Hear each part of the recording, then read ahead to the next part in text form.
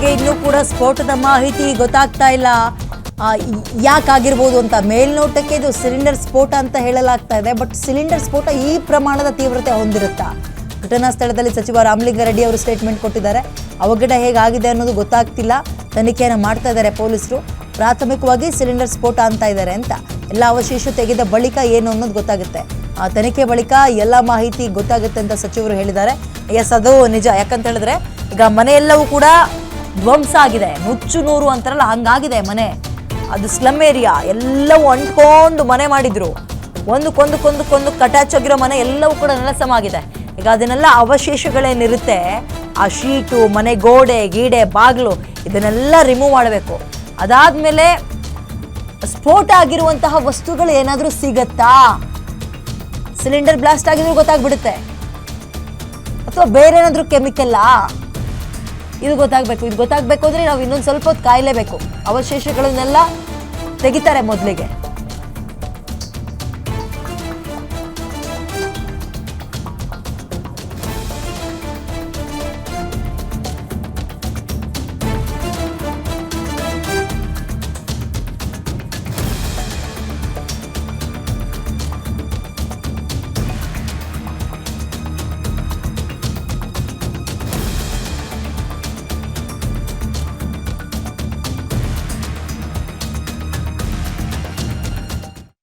ಮೇಲ್ನೋಟಕ್ಕೆ ಪೊಲೀಸರು ಹೇಳೋದು ಸಿಲಿಂಡರ್ ಬ್ಲಾಸ್ಟ್ ಅಂತ.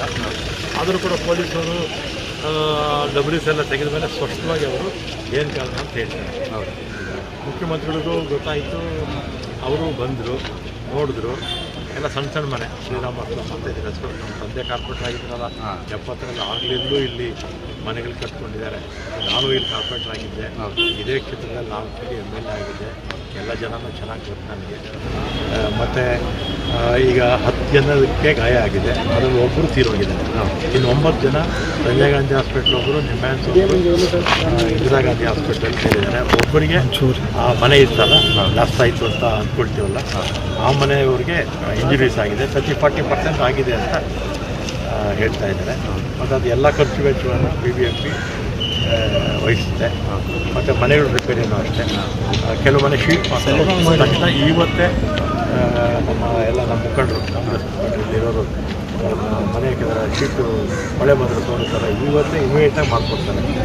ಆಮೇಲೆ ಬಿದ್ದೋಗಿರೋ ಮನೆನ BBMPಯಿಂದ ಕಟ್ಸ್ಕೊಡಿ ಅಂತ CM ಇನ್ಸ್ಟ್ರಕ್ಷನ್. ಪೊಲೀಸ್ ಜೊತೆ ಕೂಡ ರಕ್ಷಣೆಗೆ ಅವ್ರಿಗೆ ಮನೆ ಅಕ್ಕಪಕ್ಕ ಸುತ್ತಮುತ್ತಲು ಎಲ್ಲಾದರೂ ವ್ಯವಸ್ಥೆ ಮಾಡ್ಕೊಳ್ಳೋದಕ್ಕೆ ನಮ್ಮೆಲ್ಲ ಮುಖಂಡರು ಇಲ್ಲೇ ಅವರಿಗೆಲ್ಲ ವ್ಯವಸ್ಥೆ ಕೂಡ ಮಾಡ್ತಾರೆ.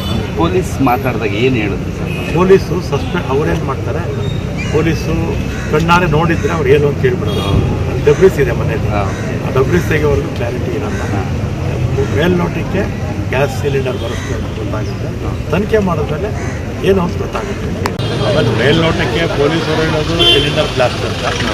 ಆದರೂ ಕೂಡ ಪೊಲೀಸರು ಡಬ್ರೀಸ್ ಎಲ್ಲ ತೆಗೆದ ಮೇಲೆ